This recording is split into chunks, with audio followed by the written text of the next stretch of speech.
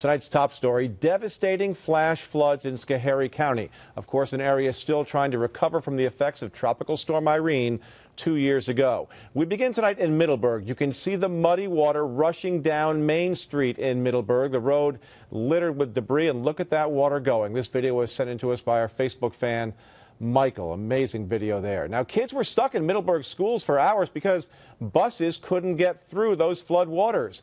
Eventually, parents were able to get their kids, as you see here, guiding them through the ankle-deep water. This photo posted on our Facebook page by a viewer named Blaze.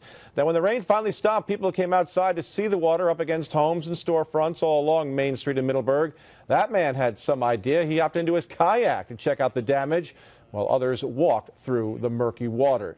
Now, our Chris Gloninger has been in Middleburgh all evening, and Chris, I know it's quite the scene there. For folks still putting things back together from Irene, this has got to be such a tough one to handle. How are they doing out there tonight?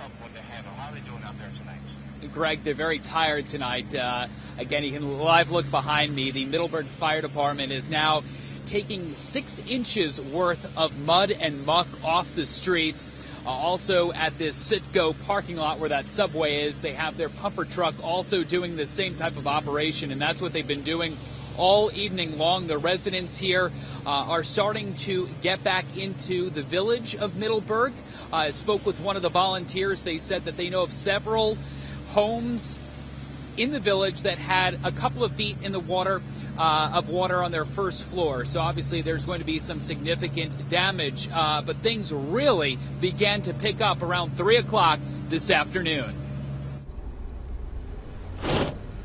Route 30 was covered by water in many spots, and when we got into the village of Schoharie, we saw a home that had been rebuilt since Irene, surrounded by water. And it all happened, according to the sheriff, very quickly. By the time we got down here, the water was really coming down the creek here. We knew flash flooding was coming about 3:15 and actually hit here about 3:30. Cars were staged along Route 145 waiting to get back into the village as store owners removed the mud and debris from their sidewalks, and village crews removed about 6 inches of mud from the streets.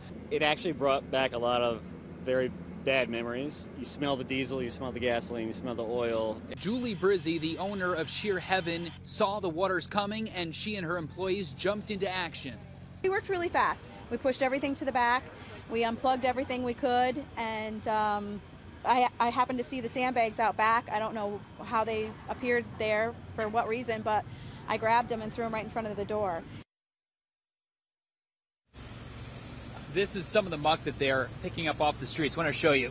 This is so heavy, and it's backbreaking to remove with shovels, and that's why they're using some of their hoses, their 4-inch hose, to remove it. Also being removed from the streets and the sidewalks, debris like this piece of wood. There's more of that just a short ways away. I also spoke with the fire chief. He said that the pump outs are going well.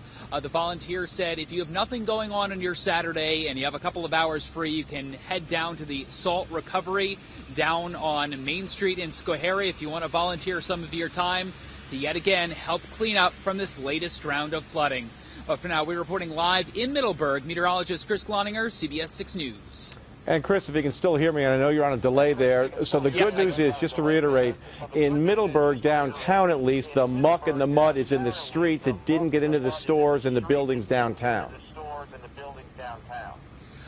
Greg, that's actually not the case. There was muck. In fact, the barber shop there, they've been spraying out all evening long, and there are a handful of homes that have 6 inches worth of muck and mud inside of their homes, and that's what they know right now, and there could be even more tomorrow once people get back into their homes. So that's why they're asking for your help. If you have some free time tomorrow, come down, help them demuck their houses, because they'll probably need the help during the morning tomorrow. Through what they went through 2 years ago. Thank you so much, Chris Gloninger, reporting live tonight from Middleburgh.